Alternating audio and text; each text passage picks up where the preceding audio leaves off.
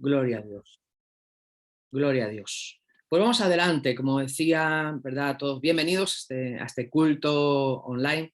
Tenemos ahí una palabra que Dios nos habló en el día de ayer, en el culto de metas, que está en Deuteronomio, ¿verdad? Todos aquellos que pudisteis escucharla, que pudisteis recibirla, y para los que no, pues la vamos simplemente a mencionar, que se encuentra en el libro de Deuteronomio, capítulo 7, versículo 9, dice: conoce pues que Jehová tu Dios, Dios es fiel, que guarda el pacto y la misericordia a los que le aman y guardan sus mandamientos hasta 1000 generaciones. Conoce pues que Jehová tu Dios es Dios fiel, ¿verdad? Y habla de que por 1000 generaciones, de generación en generación, Él ha sido fiel. La palabra lema, la palabra que nos va a acompañar durante todo el año, es fidelidad y legado. Fidelidad por parte de Dios, lo tenemos bien claro. Él ha sido fiel, ¿verdad? En estos últimos años, que no han sido quizás los mejores años de nuestra vida, por las circunstancias. Antes ya sabíamos, habíamos disfrutado de la fidelidad de Dios, seguro, pero no cabe duda que durante estos últimos años, en esta travesía, en este desierto, en salud, en pandemia, en tantas cosas, en crisis social, económica, hemos podido recibir, hemos podido realmente experimentar la fidelidad de Dios. Y legado que nos hace una cuestión, nos presenta una cuestión, una pregunta importante en lo que tiene que ver con lo personal. ¿Hemos nosotros recibido un legado o hemos rehusado un legado que venía sobre nuestras vidas? ¿Hemos realmente aceptado el legado de Dios, de lo que otros habían trabajado, habían servido al Señor antes que nosotros? ¿O hemos mirado para otro lado? Quizás es tiempo para no mirar hacia otro lado y tomar lo que Dios nos ha preparado y sentirnos realmente unos privilegiados.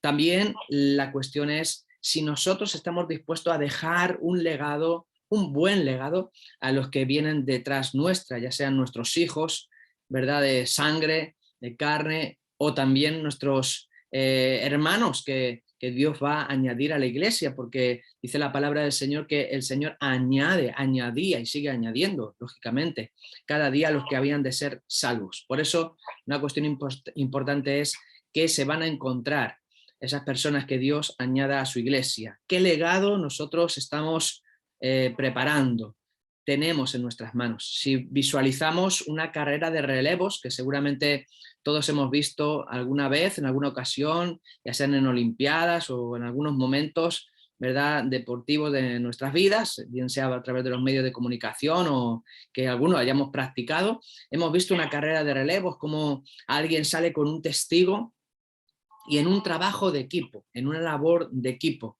Esta persona ha recorrido, este atleta ha recorrido unos cuantos metros, pero ha tenido que dar el testigo, ¿verdad?, dar el relevo. Ha sido un legado para ese otro que estaba esperándolo. Y el otro que lo ha recibido ha salido corriendo con la misma intensidad o más para poder ganar esa carrera. De eso se trata. La vida, ¿verdad? No somos eternos, no vamos a estar aquí para siempre ninguno de nosotros. Si el Señor no viene antes, nosotros iremos con Él. Y la pregunta es esa: ¿qué le vamos a dejar a los que vienen detrás? ¿Qué tipo de legado les vamos a dejar? Vamos a tener todo el año para zambullirnos en esta palabra, para permitirle a Dios que nos pastoree a través de ella.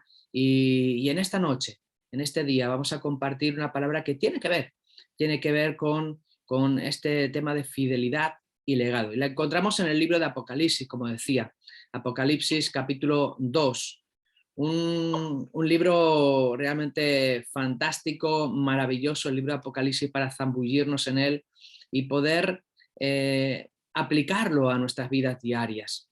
Realmente el libro de Apocalipsis tenemos que situarlo en un contexto histórico, en un momento determinado. Es una carta, ¿verdad?, que se escribe, unos mensajes que se escriben a 7 iglesias locales, como puede ser la iglesia de San Juan, la iglesia de San Vicente. 7 iglesias locales, tenían un punto, una ciudad, un lugar geográfico, había un número de personas en aquellos lugares congregándose, y Dios se preocupa de enviarles un mensaje que tenía que ver para ellos en aquel momento, con su idiosincrasia, con sus características, con los momentos que estaban viviendo y atravesando cada uno de ellos, pero también con una revelación, porque el libro de Apocalipsis significa la misma palabra revelación, la revelación de Jesucristo, ¿verdad? A estas iglesias, pero con una connotación profética. Hay muchas cosas que se aplican en los diferentes tiempos, por eso Juan le dice, escribe las cosas que has visto, las que son y las que han de venir, las que han de suceder, y advierte, yo vengo pronto, en numerosas ocasiones. Todavía lo estamos esperando, por eso las cosas que vio, las cosas que son y las cosas que han de venir siguen, ¿verdad?, presentes en la vida de la iglesia. No solamente en la vida de estas 7 iglesias que las podemos situar en el Asia Menor, sino en la vida de la iglesia universal, en la vida de la iglesia que hoy vivimos, ¿verdad?, en la redondez de la tierra. Por eso vamos a leer solamente un par de versículos. Apocalipsis 2, versículo 1, dice, escribe al ángel de la iglesia en Éfeso. La primera iglesia que vamos a ver, ¿verdad?, es este primer mensaje que va a la iglesia de Éfeso. Dice, el que tiene las 7 estrellas en su diestra, el que anda en medio de los 7 candeleros de oro, dice esto, yo conozco tus obras. Y me gustaría que te quedaras ahí, que te quedaras con esa palabra, yo conozco tus obras. ¿Por qué? Porque ese es el título del mensaje en esta tarde. Nuestras obras muestran la fidelidad. Hemos hablado y hemos dicho que no tenemos duda de la fidelidad de Dios. Siempre ha sido fiel, siempre es fiel y siempre será. Pero nosotros tenemos ante esa palabra que de alguna manera ver nuestro estado. En este mensaje de una manera panorámica, vamos a ver el estado de estas 7 iglesias y lo que significa para ver y evaluar el estado en el que está mi iglesia, nuestra iglesia, y también para ver el estado en que nos encontramos personalmente cada uno de nosotros, porque de una manera panorámica podemos ver, ¿no?, y analizar y chequear estas iglesias que nos ayudan como el que se mira en un espejo a ver su estado, ¿no? Vemos y nos podemos sentir identificados en algunas cosas. A cada una de estas iglesias les dice lo mismo en esa primera frase, no en todo lo demás. En cada una de los mensajes vemos que analiza el estado diferente, distinto de cada una iglesia. Pero con todas empieza igual. Yo conozco tus obras. Venimos de una tradición católica, venimos de una tradición, ¿verdad?, donde se le dio mucha importancia a las obras y se quiso sustituir por la fe y la gracia. Nosotros hemos conocido el Evangelio, el mensaje del Evangelio que dice que somos salvos por fe y no por obras. Pero quizás nos hemos ido desvinculando, nos hemos ido desviando de ir poco a poco dando muy poquito valor a las obras y solamente enfatizando sobre la fe y la gracia. Tenemos que seguir enfatizando sobre la fe y la gracia porque gracias a ello es que somos salvos, pero no tenemos que olvidarnos de las obras. Si recordamos el libro o la carta de Santiago, dice Santiago que muéstrame tu fe por tus obras, y hay una rivalidad y parece un trabalenguas. Yo tengo fe, dice uno, y yo tengo obras. Bueno, muéstrame qué tipo de fe tienes a través de tus obras, a través de tus hechos, a través de tu vida real. ¿Qué estás haciendo? ¿Qué estoy haciendo? ¿Qué estamos haciendo como iglesia? Porque eso será un balance realmente equilibrado de lo que decimos que creemos.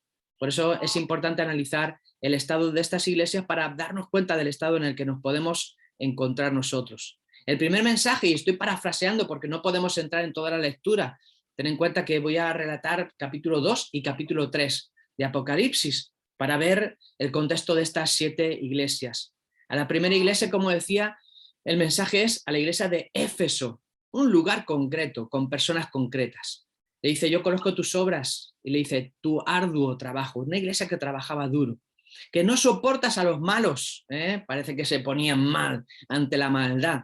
Nosotros podemos ver cuánta maldad hay alrededor nuestra. Si nos estamos poniendo mal, si nos seguimos resistiendo ante la maldad en la que vivimos, o nos hemos acostumbrado quizás a desenvolvernos en medio de los malos. Le dice a la iglesia, has probado a los que dicen ser apóstoles y no lo son.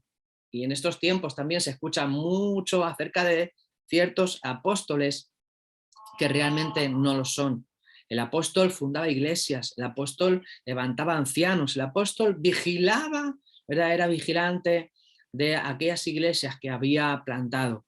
Hoy se llaman apóstoles aquellos que no han plantado esas iglesias, que no han formado ancianos, que no han preparado obreros, sin embargo, bueno, tienen una labor, entre comillas, apostólica. Dice también a esta iglesia, le dice, no has desmayado en medio de todo esto, no has desmayado. Aborreces las obras de los nicolaitas, y los nicolaitas era una secta en aquellos días, una secta que tenía unas ciertas creencias, entre otras cosas ellos creían que podían exorcizar los alimentos que habían sido ofrecidos a los ídolos. Sabes que el Deuteronomio, que el Levítico, ¿verdad? Que el Pentateuco nos habla de que no ofrecerás, ¿verdad? Que no podrás comer de los alimentos ofrecidos a los ídolos. Sin embargo, ellos creían que orando, que de alguna manera exorcizando esos alimentos, podían comer de ellos. También creían que si alguien cometía fornicación, este pecado de alguna manera prescribía al 8º día. También, desgraciadamente, hay un dicho entre nosotros que dice que, bueno, el tiempo lo cura todo. Y a veces nos olvidamos del poder y de la necesidad del arrepentimiento, y en el olvido del tiempo pareciera que el pecado también prescribe. Sabes que hay delitos en este país de España donde vivimos que, pasado un determinado tiempo, quizás 5 años, de alguna manera automáticamente fue legislado que prescribía, que ya no había necesidad de juicio, de condena, ni de indagar en el asunto. Mira, déjame decirte que la Biblia nos dice que el pecado no prescribe, no prescribe. Sin embargo, estos nicolaitas pensaban que al 8º día, después de, si nadie había notado nada, si nadie había de alguna manera detectado, ¿verdad? Aquel pecado, pues no pasaba nada, todo estaba bien. Esta iglesia de Éfeso dice, aborreces a los nicolaitas. Andaban de cierta manera bien, pero le hace una cuestión, le apunta a una cuestión, le señala una cuestión importante, que es que le dice, pero has dejado tu primer amor. Has dejado tu primer amor. ¿Cuántas veces habremos escuchado esa frase? ¿Cuántas veces habremos nosotros dicho eso, hablado de alguna conversación y a lo mejor no sabíamos que estabas incluso en el Apocalipsis, pero a esta iglesia del Éfeso, ¿verdad? Le dice, todo esto bien, pero has dejado tu primer amor. Saben que cuando uno anda enamorado anda haciendo locuras. Cuando uno anda enamorado realmente de Dios, se entrega, se apasiona, lo da todo, no plantea nada, pero esta iglesia, aunque tenía muchas cosas buenas, había dejado su primer amor. Y le recuerda, ¿verdad?, de dónde ha caído, cuál es el problema. Pero también le da la solución, como nos la da también a nosotros, y le dice, arrepiéntete. Y es que sin arrepentimiento no hay un cambio real. ¿Saben? Esta iglesia nos puede, de alguna manera, ayudar a ver un modelo o algo que nos puede suceder.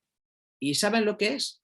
Que nos profesionalicemos. Una iglesia que se profesionaliza es una iglesia que obra bien, tiene arduo trabajo, no soporta a los malos, ha probado a los que dicen ser apóstoles y no lo son, etcétera, etcétera, pero falta la esencia del amor, falta el no solamente querer hacer las cosas bien, porque uno hace las cosas bien que le toca hacer y después desconecta. Solamente somos iglesia en ese momento, solamente vivimos el evangelio en ese momento, pero después, y son muchas horas, porque el día tiene 24 horas, no está, ¿verdad?, la esencia del amor. Y la Biblia dice que sin amor somos como címbalo que retiñe. Por eso no te profesionalices, porque si no hay amor, todo pierde sentido. Si no hay amor, realmente todo pierde la esencia de lo que Dios nos ha enviado a hacer. La segunda iglesia, el segundo mensaje que encontramos es el mensaje a la iglesia de Esmirna. Le dice, y comienza como ya avisé, yo conozco tus obras. Yo conozco tus obras y tu tribulación y tu pobreza. Pero le dice, pero eres rico. Te mueves como pobre, pero eres rico. Conozco la blasfemia de los que dicen ser judíos y no lo son. Nosotros podríamos decir de aquellos que dicen ser cristianos y no lo son. No temas lo que vas a padecer. El diablo echará a algunos en la cárcel y serán probados y tendréis tribulación por 10 días. O sea, es una iglesia que sufre, pueden ser personas que sufren, que están en un contexto difícil. Hay hermanos que les ha tocado un tiempo complicado, unas situaciones verdaderamente duras, difíciles, pero le dice, sé fiel hasta la muerte. Le da la salida, le abre el campo, le abre la visión de a dónde tiene que ir, cómo tiene que hacer. Dice, sé fiel hasta la muerte. Dice, yo te daré la corona de la vida, capítulo 2 de Apocalipsis, verso 10. Me lo sé de memoria porque el día de mi bautismo fue un texto que el pastor puso en mi Biblia y la verdad que me impactó porque me ha ayudado mucho. Es un texto que siempre uno tiene en mente cuando hay momentos difíciles. Sé fiel, solamente nos pide eso. Cuando recibimos la palabra para este año, fidelidad y legado, dije, Señor, gracias por esta palabra. Cada año nos acompaña una muy buena palabra, la verdad. Cómo no, si viene de Dios, tiene que ser buena. Pero qué tremenda necesidad tenemos de escuchar sobre la fidelidad. Y más que escuchar, de practicar la fidelidad. ¿Cuánta infidelidad? Y no hablo solamente en los matrimonios, que también, lamentablemente, pero cuánta infidelidad en las amistades, en las relaciones, a Dios, cuánta infidelidad vivimos, cuántas veces nos han fallado, cuántas veces hemos fallado nosotros. Sé fiel hasta la muerte y yo te daré la corona de la vida, le dice. El que venciere, le dice a esta iglesia, el que venciere no sufrirá daño en la segunda muerte. Y mira, nosotros estamos muy, pero que muy preocupados por la primera muerte. ¿Cuál es la primera muerte? La muerte física. La muerte por la que seguramente todos vamos a pasar, a no ser que el Señor venga por su iglesia antes. Nadie se escapa, no vamos a estar aquí eternamente, como dije al principio. Pero lo más importante, y sobre lo que Dios le hace ver que es más importante a esta iglesia, es la segunda muerte, que es la muerte espiritual. Así que al que sufre y está en un contexto difícil, lo que Dios le dice que es imprescindible para ver su gloria y para que al final pueda ser coronado con esa corona de la vida, es que sea fiel. No le está pidiendo otra cosa. Atraviesa ese momento. Tómate de la mano de Dios, le está diciendo a esta iglesia. Sé fiel y yo te daré la corona de la vida. La tercera iglesia es la iglesia, el mensaje a Pérgamo. A Pérgamo le dice lo mismo, yo conozco tus obras. Mira que no le dice a ninguna iglesia, yo conozco tu fe. Yo conozco que tienes mucha fe, ¿no? A todas las iglesias le dice esto.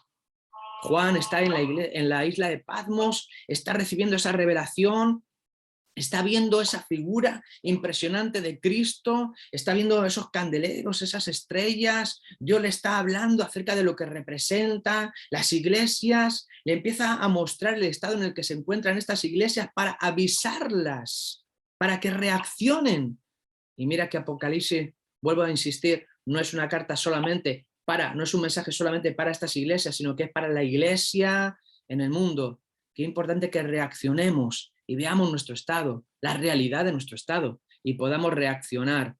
Esta iglesia en Pérgamo les dice, yo conozco tus obras y dónde moras, dónde está el trono de Satanás, pero retienes mi nombre y no has negado mi fe. Mira, esta iglesia estaba colocada en una colina alta, en un lugar bien alto, y saben, en aquel lugar había un templo donde se adoraban a diferentes ídolos, pero había uno que era o que representaba la medicina, se adoraba a los medicamentos, se adoraba a todas las soluciones que venían de la tierra para curar las enfermedades. Y ese ídolo se representaba con una serpiente. Y si tú te das cuenta, si por un momento nos fijamos en las farmacias, podemos encontrar el símbolo de la serpiente. No sé si te has preguntado alguna vez, ¿y por qué han puesto, verdad, esta serpiente aquí? Qué feo, si venimos a la farmacia y...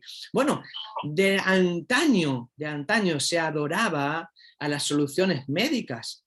Qué importante es dar gracias a Dios por la medicina. Qué importante es dar gracias a Dios por las vacunas en este tiempo, ¿verdad? Qué tremendo la penicilina, el paracetamol, el ibuprofeno, todas las soluciones médicas. Pero lo que Dios nos dice es que no podemos adorar, no podemos adorar. No podemos poner por encima de Dios a nadie ni a nada. Todos nos medicamos y damos gracias, no estamos en contra, ni mucho menos. Lo quiero dejar bien claro, de la medicina, de las soluciones médicas, de todos los avances médicos, de la ciencia, ¿qué va? Estamos agradecidos a Dios por ello. lo que tenemos que tener cuidado de que no estemos adorando esto. Y Dios le está diciendo, estás en un lugar donde está el trono de Satanás, pero retienes mi nombre, a pesar de ello, no has negado mi fe. Pero tengo, le dice, unas pocas cosas contra ti, que tienes ahí a los que retienen la doctrina de Balaán, que enseñaba a Balac a poner tropiezo ante los hijos de Israel. No sé cuántos se acuerdan de esa historia, cuando se le hace una propuesta que maldiga al pueblo de Dios, y este profeta dice, yo no puedo hablar mal de los hijos de Dios. Bueno, esta iglesia estaba reteniendo a los que tenían, ¿verdad?, esa doctrina también entre ellos. Dice, también retienes a los que retienen la doctrina de los nicolaitas, que ya hemos hablado de esta secta, que yo aborrezco, dice el Señor. Así que era una iglesia que estaba en un lugar difícil, pero consentía aquellos que hablaban mal de los hijos de Israel, consentía aquellos que creían que prescribía el pecado, los nicolaitas. Y le da también la respuesta, dice, arrepiéntete, porque al que venciere le daré una piedrecita blanca y en ella ha escrito un nombre nuevo. Yo espero que todos estemos esperando aquel día donde el Señor nos dé una piedrecita blanca, donde esté escrito un nombre nuevo. Donde se nos cambie el nombre, donde se nos dé un cuerpo glorificado, donde el poder de la muerte realmente no haya tenido poder sobre nuestras vidas y nos levantemos de entre los muertos. Qué tremenda revelación recibió Juan para la iglesia, qué tremenda expectativa para entrar en este año 2022, donde tantos, y por eso esta palabra de fidelidad y legado, por eso esta palabra de recordarnos qué somos la iglesia y qué estamos esperando. No estamos esperando tiempos mejores, no estamos esperando que la solución venga del hombre, no estamos esperando a ver si la crisis, estamos esperando a Jesús.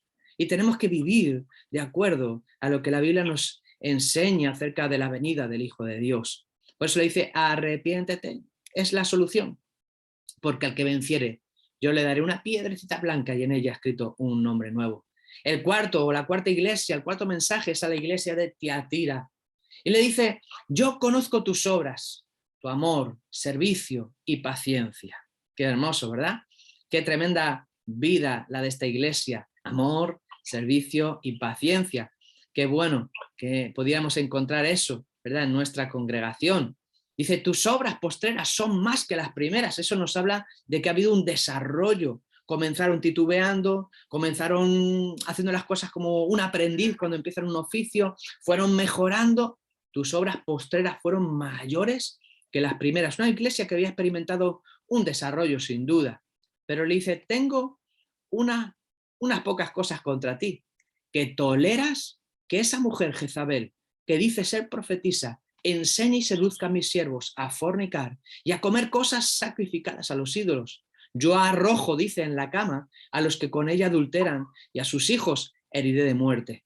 ¡Wow! Os daré a cada uno según vuestras obras, pero le dice al que venciere, yo le daré autoridad sobre las naciones. Esta iglesia servían, construían, amaban, tenían paciencia, sus obras eran cada vez mejores, pero sus servidores eran fornicarios. Fornicaban con esa mujer que tipifica Jezabel, un espíritu de seducción, que hacía que los siervos, los que estaban continuamente ministrando a Dios, fornicaran. Y no solamente fornicaran con lo que es la sexualidad, sino habla de comer cosas sacrificadas a los ídolos, que tenemos que entender que es, como dice la Escritura, el que se hace amigo del mundo, automáticamente se constituye enemigo de Dios. Podemos fornicar a nivel sexual, podemos no debemos, ¿eh?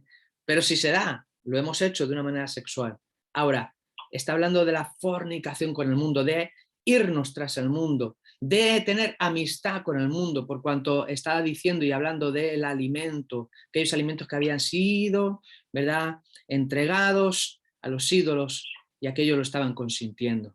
Así que podemos encontrar una iglesia que tenía una doble vida, hacían las cosas bien, pero le dice, yo conozco tus obras, amor, servicio, paciencia, pero tengo contra ti que toleras. Y cuando uno tolera, es que, dice, el que calla, el que omite, ¿verdad?, el que calla otorga. ¿Por qué? Porque le venía bien otorgar, porque le venía bien callar, porque de alguna manera era cómplice también de aquellos que hacían las cosas de una manera equivocada. Por eso este análisis de esta iglesia, de este mensaje, nos hace también mirarnos a nosotros y ver qué estamos tolerando en nuestras vidas. La quinta iglesia dice, o el quinto mensaje, la iglesia de Sardis, dice, yo conozco tus obras. Que tienes nombre de que vives y estás muerto. Y curiosamente, nosotros como iglesia tenemos un nombre de que vivimos. Cristo vive. Amén. Cristo vive. Sí, Cristo vive. Y Cristo vive en nuestros corazones. Tenemos nombre de que vivimos. Pero a esta iglesia le dice, aunque tienes nombre de que vives, estás muerto. Le dice, vigila las otras cosas que están por morir. Y eso nos habla de decadencia. Hay cosas que ya estaban muertas, pero habían algunas otras facetas que se habían erosionado con el tiempo, que se habían deteriorado y que estaban a punto de morir. Es como cuando uno viaja a ciudades o a países donde antes las cosas eran extraordinarias, pero por diferentes motivos políticos, sociales, económicos, fueron a menos. Hubo un periodo de decadencia y vemos y observamos edificios deteriorados, ¿verdad? Todo desgastado, no ha sido renovado, no ha sido cuidado, y cuando llegas al lugar te das cuenta de que quizás décadas anteriores había sido un lugar extraordinario, majestuoso, impresionante, que mucha gente de otras partes del mundo iban a ese lugar y acudían para ver esa maravilla, pero que hoy es una ruina, que hoy está deteriorado, la decadencia. Qué tremendo, qué triste cuando la decadencia es parte de la vida de la iglesia. Eso era lo que le había sucedido, le estaba sucediendo a esta iglesia. Tenía apariencia de que vivía, pero estaba muerta. Y aún Dios le dice, vigila las cosas que están por morir. Dice, no he hallado, le dice a esta iglesia, no he hallado perfectas tus obras delante mía. Acuérdate de lo que has recibido y guárdalo. Y le vuelve a dar la solución, arrepiéntete. Si no velas, vendré a ti como ladrón en la noche. Aún le abre una puertecita de esperanza, un rayito de luz entra cuando le dice, pero tienes unas pocas personas. Y damos gracias a Dios por ese remanente. Siempre hay en todas las iglesias un pequeño remanente. Tienes unas pocas personas en Sardis, le dice, que no han manchado sus vestiduras y andan conmigo en vestiduras blancas porque son dignas. El que venciere será vestido de vestiduras blancas y no borraré su nombre del libro de la vida y confesaré su nombre delante de mi Padre. Esta iglesia representa los fariseos, representa a aquellos que tenían apariencia, buena apariencia, apariencia de vivos, pero estaban muertos. ¿Se acuerdan de Jesús cuando le decía, vosotros tenéis apariencia de sepulcros blanqueados, pero por dentro hay podredumbre, hay huesos secos, hay muerte? Igual, esta iglesia estaba aparentemente viva, pero estaba muerta. Y hoy vemos mucho postureo, esa palabra de moda, el postureo, apariencia, aparenta la cosa que está bien por las redes sociales. Aparenta que está bien el matrimonio, aparenta que está bien la economía, se aparenta, ¿verdad? Hay una apariencia, pero en muchas ocasiones encontramos que la apariencia es eso, solamente apariencia, pero por dentro, ¿verdad? No hay vida. Qué tremendo mensaje para nosotros también darnos cuenta del estado. El sexto, ya estamos terminando, el mensaje a Filadelfia. Le dice, ¿qué crees que le dice? Yo conozco tus obras. Y he puesto delante de ti una puerta abierta, qué tremenda palabra para esta iglesia, la cual nadie puede cerrar, porque aunque tienes poca fuerza, has guardado mi palabra y no has negado mi nombre. Una iglesia que tenía poca fuerza, una iglesia que había luchado. Ante todo, no había negado el nombre de Dios. Dice, yo te entrego a los que dicen ser judíos y no lo son, que en nuestros tiempos podíamos decir, como dije antes, a los que dicen ser cristianos y no lo son, sino que mienten.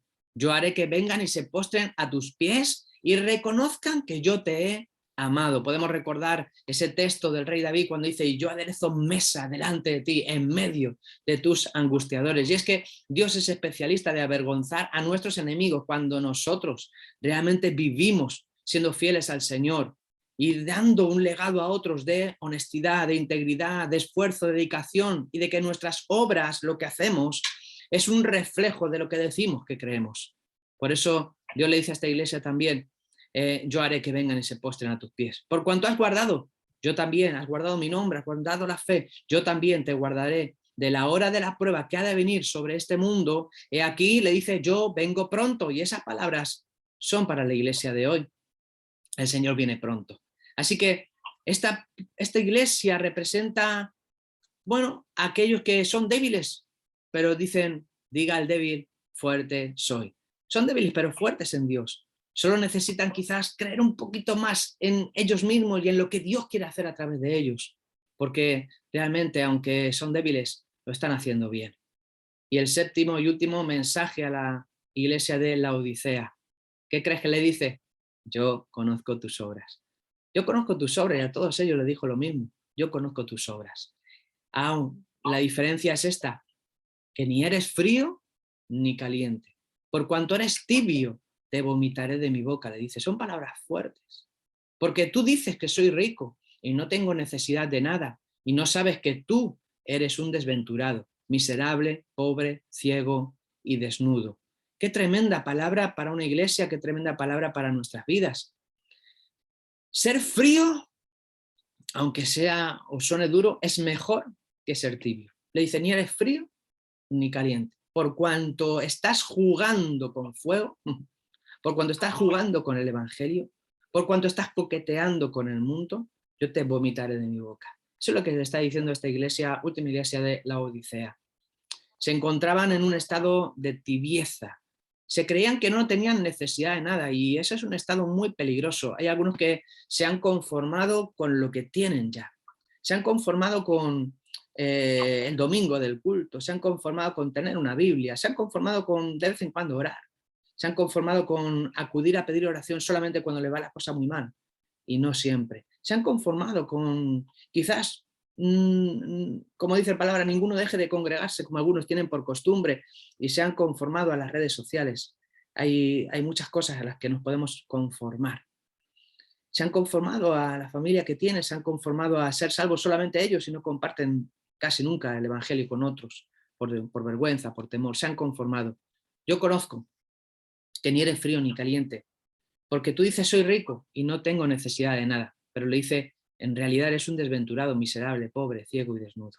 Ahora le da también la respuesta, le da también la salida, no solamente le dice su condición, yo te aconsejo, le dice el Señor, que de mí compres oro refinado y vestiduras blancas y unge tus ojos con colirio.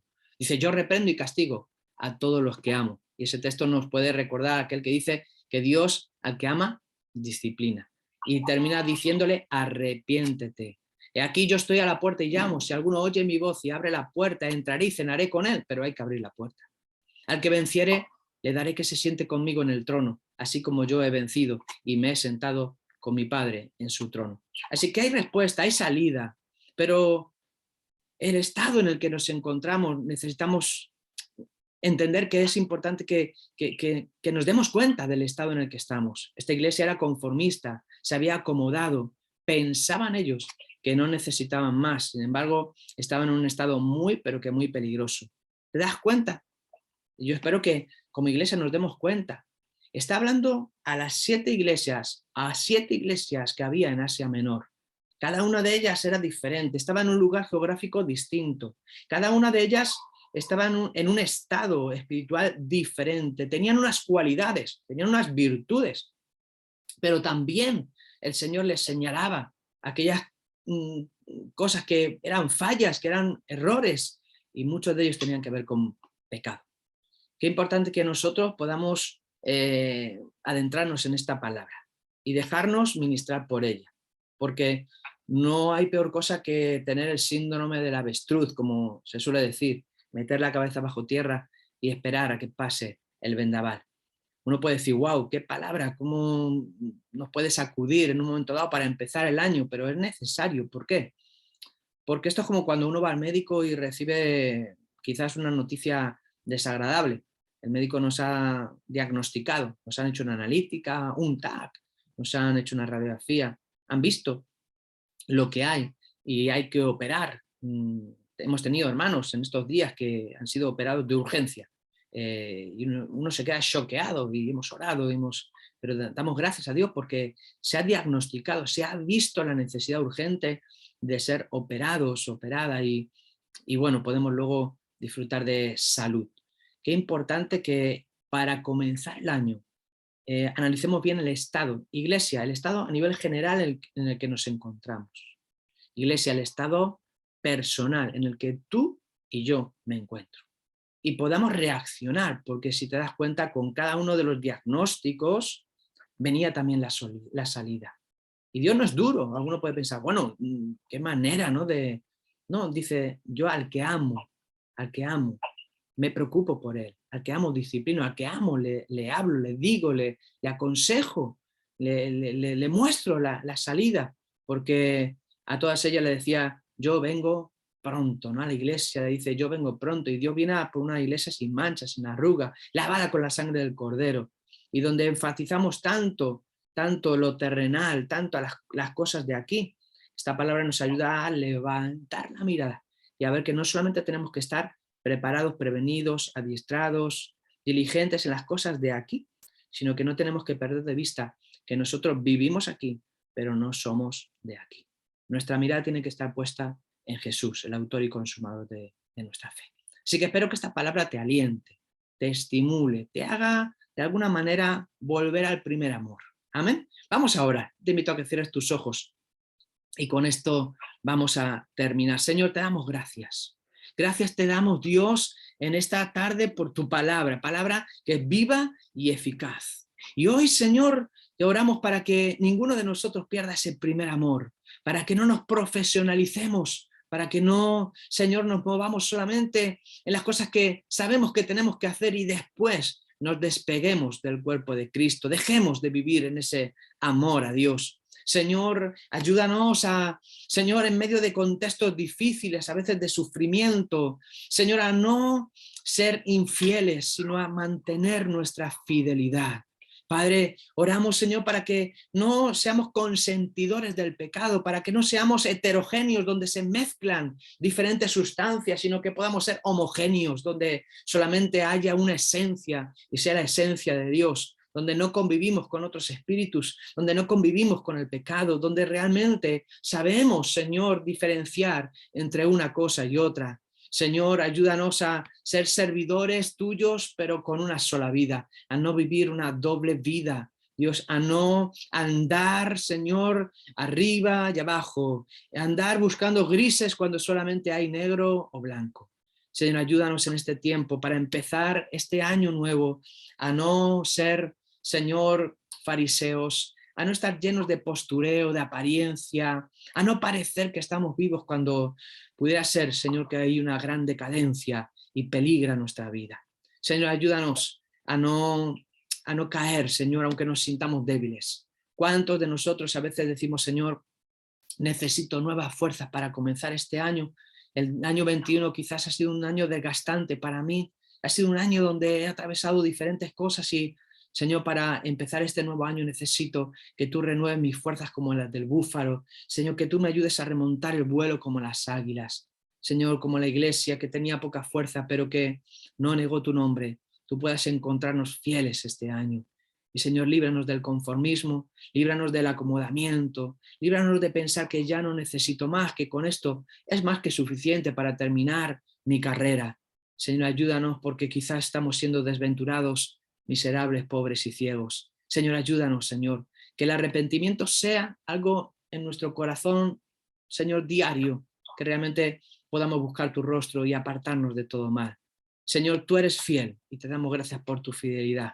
Y oramos, Señor, que puedas encontrarnos como iglesia y como individuos fieles a ti durante toda nuestra vida. Señor, que el legado que ha sido, Señor, entregado a nuestras vidas y familias sea, Señor, oh Dios, algo que nos hace sentir privilegiados, Señor, que nos hace sentir realmente amados por ti y que nos preocupemos de dejar un legado a nuestros hijos y a todas las personas que tú añadas a la iglesia que hayan de ser salvas. Señor, ayúdanos a dejar un buen legado. Te lo pedimos todo en el nombre de Jesús. Amén y amén. El Señor bendiga su palabra en nuestros corazones. Dios bendiga su palabra en nuestras vidas.